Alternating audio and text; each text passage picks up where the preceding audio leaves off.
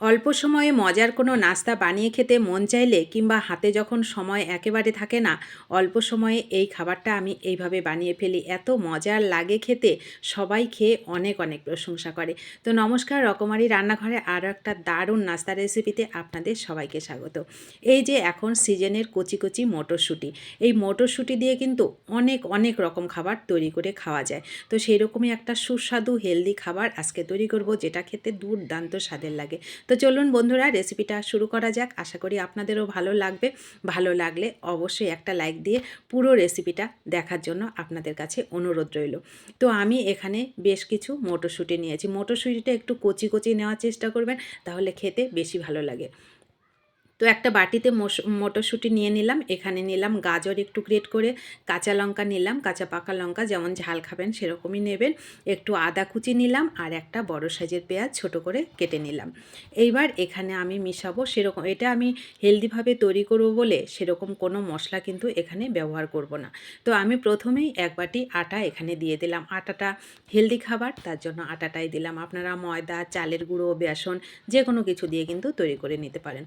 পরিমাণ মতো লবণ হলুদটা দিলাম, আর মশলা হিসাবে আমি ম্যাগি মশলা 1 চামচ মতন এখানে দিয়ে দিলাম। আর কোনো রকম মশলা কিন্তু ব্যবহার করব না।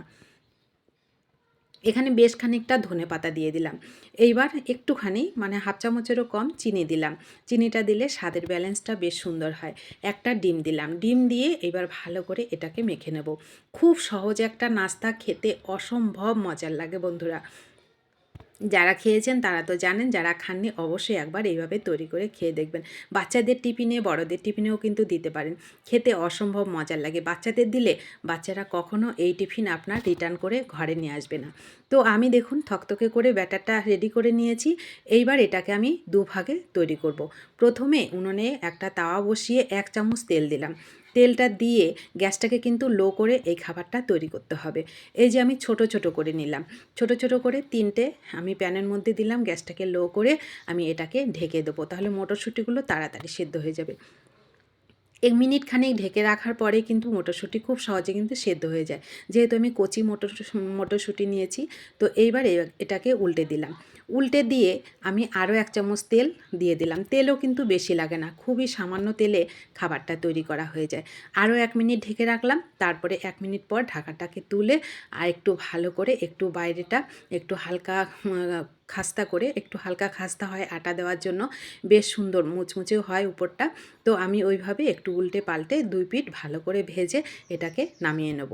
তো এটা আমার নামিয়ে নেওয়া হয়ে গেলে, এটা আপনি এইভাবেই বাচ্চাদের টিফিনে দিতে পারেন। বড়দের সকাল বিকালের নাস্তায় কিন্তু এভাবে তৈরি করে আপনারাও খেতে পারেন। খেতে দুর্দান্ত স্বাদের লাগে, খুবই সহজ এবং সুস্বাদু একটা নাস্তা। তো হয়ে গেল আমার ছোট ছোট করে। এইবার আমি এটাকে আরও একভাবে তৈরি করব। 1 চামচ তেল দিলাম। তেলটাকে ভালো করে খুন্তি দিয়ে ছড়িয়ে এই যে বেশ খানিকটা ব্যাটার এখানে দিয়ে দিলাম। ভালো করে একটু ছড়িয়ে দিলাম, দিয়ে আরও 1 মিনিট ঢেকে রাখলাম। গ্যাসটাকে কিন্তু অবশ্যই পুরো খাবারটা যতক্ষণ তৈরি হবে গ্যাসটাকে লো করে রাখবেন। এইভাবে দিয়ে একটা প্লেটের মধ্যে এইভাবে আমি উল্টে দিলাম। উল্টে দিয়ে আরও 1 চামচ তেল সাইড থেকে দিয়ে দেবো। দিয়ে এইবার আরও 1 মিনিট ঢেকে রাখবো। ঢেকে রাখলে দেখুন আমার নাস্তা কিন্তু রেডি। অসম্ভব মজার লাগে। উপরটা একটু হালকা ক্রিস্পি হয়, খেতে দুর্দান্ত স্বাদের লাগে। দেখুন কতটা ক্রিস্পি হয়েছে আর কতটা লোভনীয় আর কতটা সুস্বাদু। যখন আপনারা তৈরি করে খাবেন তখনই বুঝতে পারবেন। যদি না খেয়ে থাকেন, একবার অনুরোধ করব এইভাবে তৈরি করে খেয়ে দেখবেন। খুব সহজ একটা হেলদি নাস্তা, সকালে ব্রেকফাস্টে, সন্ধ্যায় নাস্তা, এমনকি বাচ্চাদের বড়দের টিফিনেও কিন্তু এই নাস্তাটা আপনারা খুব সহজে তৈরি করে দিতে পারেন। বাচ্চারা এখনকার বেশিরভাগ বাচ্চাই মটরশুঁটি খেতে চায় না। এভাবে দেখবেন তৈরি করে দেবেন, খুব মজা করে খাবে। তো দেখুন কত সুন্দর নাস্তা, কত লোভনীয় আর কত সুস্বাদু নাস্তাটা যখন আপনারা তৈরি করে খাবেন বন্ধুরা, তখনই বুঝতে পারবেন কত সহজভাবে তৈরি হয়ে গেল। তো কেমন লাগলো আপনাদের কাছে অবশ্যই কিন্তু কমেন্ট করবেন। ভালো লাগলে অনেক অনেক শেয়ার করবেন। নতুন বন্ধু হলে চ্যানেলটা সাবস্ক্রাইব করে প্লিজ আমার পাশে থাকবেন। যারা পাশে আছেন তাদেরকে আমার অসংখ্য অসংখ্য ধন্যবাদ ও ভালোবাসা। ভিডিওটিতে প্লিজ একটা লাইক করবেন। আপনাদের একটা লাইক পরবর্তী রেসিপি তৈরি করতে অনেকটা উৎসাহিত করে। দেখা হবে নতুন কোনো রেসিপিতে। ততক্ষণ অবশ্যই সকলে ভালো থাকবেন এবং সুস্থ থাকবেন। ধন্যবাদ।